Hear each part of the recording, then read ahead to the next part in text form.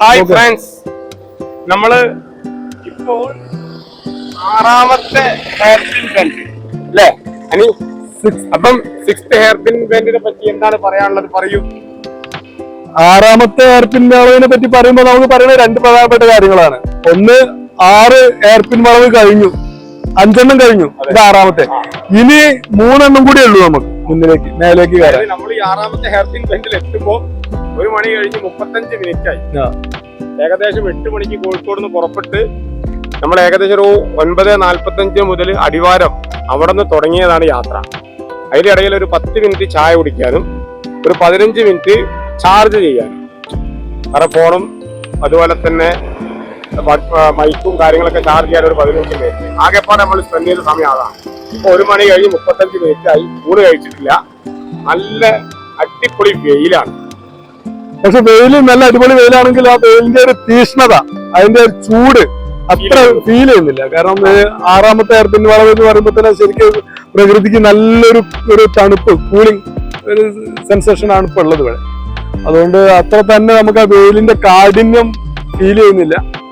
ഇത് 6ാമത്തെ വളവ് ശരിക്കും ഇതാണ് ശരിക്കും ഹെയർ പിൻ വളവ് എന്ന് പറഞ്ഞൊരു ഹെയർ പിൻ വളവ് തന്നെയാണിത്. കാരണം അങ്ങനെ തന്നെയാണ് ആ വളവിന്റെ ഒരു ഷേപ്പും കിടക്കുന്നത്. ഇവിടെ വലിയ ലോറിക്കാരൊക്കെ വളരെ റിസ്ക് എടുത്തിട്ട് വളരെ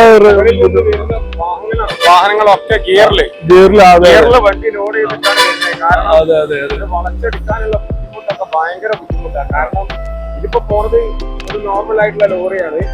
പിന്നെ വലിയ ടോറസ്, അതുപോലെ തന്നെ വോൾവോ ബസ്, അങ്ങനെയുള്ള വാഹനങ്ങൾ വരുമ്പം ഓരോരോ ഹെയർ പിൻ ബെൻഡിലും വളച്ചെടുക്കാനേ വളരെ ബുദ്ധിമുട്ടാണ്.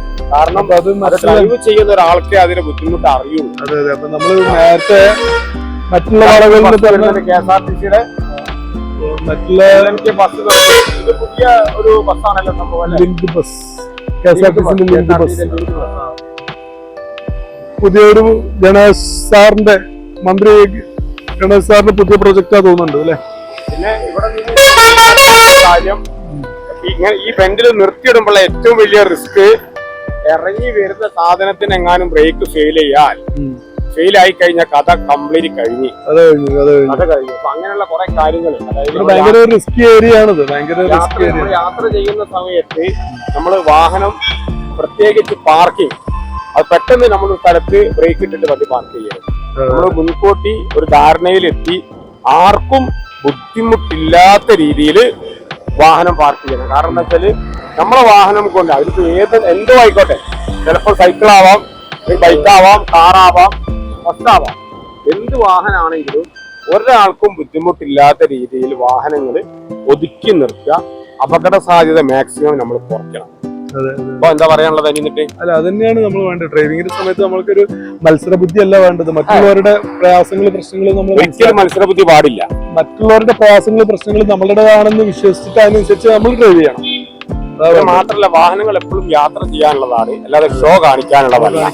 അത് പറയുന്ന നമ്മളായാലും കേൾക്കുന്ന നിങ്ങളായാലും ആരായാലും ഈ ഒരു കാര്യം ശ്രദ്ധിക്കണം. കാരണം അതായത് 4000 രൂപന്റെ സൈക്കിള് മുതൽ കോടികൾ വില വരുന്ന കാറുകൾ വരെയുണ്ട്. ഇതൊക്കെ ആർക്കുണ്ടെങ്കിലും പണമുള്ളവരുടെ അടുത്തൊക്കെ ഉണ്ടാവാം. പക്ഷെ അതൊന്നും നമ്മൾ ഷോ കാണിക്കാനുള്ളതല്ല, അവനവന് യാത്ര ചെയ്യാനുള്ളതാണ്. അപ്പൊ ആ ഒരു സുരക്ഷിതത്തോടു കൂടി നമ്മൾ യാത്ര ചെയ്യണം. ഇപ്പൊ നമ്മള് 2 കാര്യങ്ങളാണ് നമ്മളെ ഈ യാത്രയിൽ. നമ്മളിപ്പോ പറഞ്ഞ വയനാട് ഈ ചുരം എക്സ്പ്ലോർ ചെയ്യുന്ന കൂട്ടത്തിൽ നമ്മൾക്ക് ഒരുപാട് ശ്രദ്ധിക്കേണ്ട പല കാര്യങ്ങളും നമ്മൾ ഓരോരോ വീഡിയോയിൽ പറയുന്നുണ്ട്.